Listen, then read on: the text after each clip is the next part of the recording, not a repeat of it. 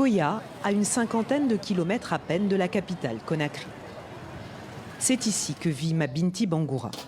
Cette mère de 2 enfants a été excisée adolescente. Elle vit encore les séquelles de cette mutilation génitale. Lors de ma première grossesse, ça a été compliqué. Mon médecin m'a conseillé que c'était dû à l'excision.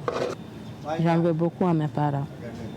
Ce que je conseille aujourd'hui aux autres femmes, c'est de ne jamais exciser leurs enfants.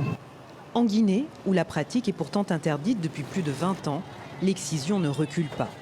97% des femmes en sont victimes, selon les Nations Unies. Avec leur conviction pour toute arme, les jeunes filles leaders de Guinée, une ONG de défense des droits des femmes, tentent de changer les mentalités. Comment ça va? Ça va, elle est bien. Elles trouvent une oreille attentive chez cette ancienne infirmière, mais le porte-à-porte qu'elle mène n'est pas toujours aussi simple.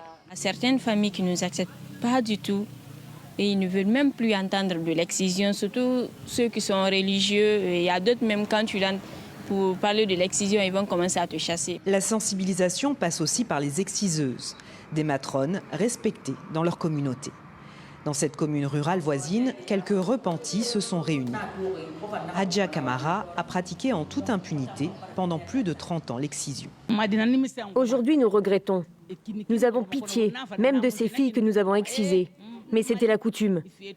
Imaginez la douleur lorsque tu prends une lame pour couper la chair d'un être humain, sans anesthésie. C'est vraiment terrible.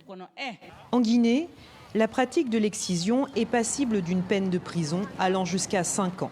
La loi n'est que très rarement appliquée.